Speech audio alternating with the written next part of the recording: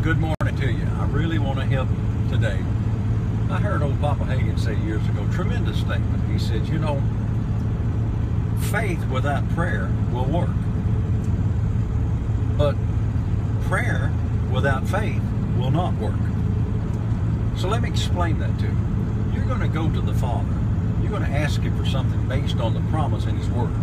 Because this is the confidence that we have in Him, that if we ask anything according to His will, and that's His Word, we know that He hears us, and if He hears us, we have the petitions that we've desired of Him. You know that Jesus said, what things soever you desire, when you pray, believe that you receive them. Now watch this. If you've been hearing all your life, like most church people have, you know, God doesn't always answer prayer.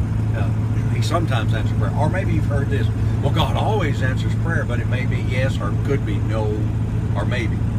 If you believe that, then when you pray, you can't pray in faith. Therefore, you can't please God, and you cannot receive from God. Because the Bible says, for without faith, it's impossible to please Him. And he that cometh to God must believe that He is, and must believe that He is a rewarder of them that diligently seek Him. So watch this now. I'm trying to help you. If you've been praying, think you're believing, you might as well just give up, because it ain't going to work.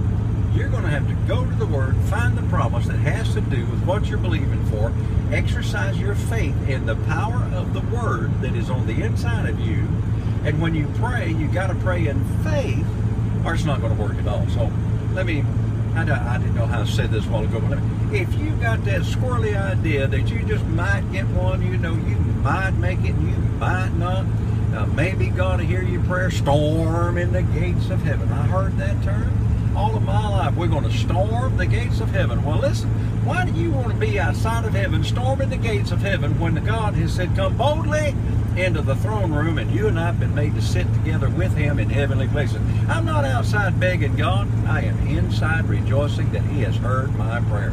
And that's what the Bible says. When you make your petitions known unto God, you do it with thanksgiving, because you know God has heard, and God is in the process of answering. So all I can do is rejoice that God's already heard me, and the prayer's mine. Get the squirrely out of your mind and get the Word in your mind, because you got to have a Word-ruled mind. Jesus is Lord.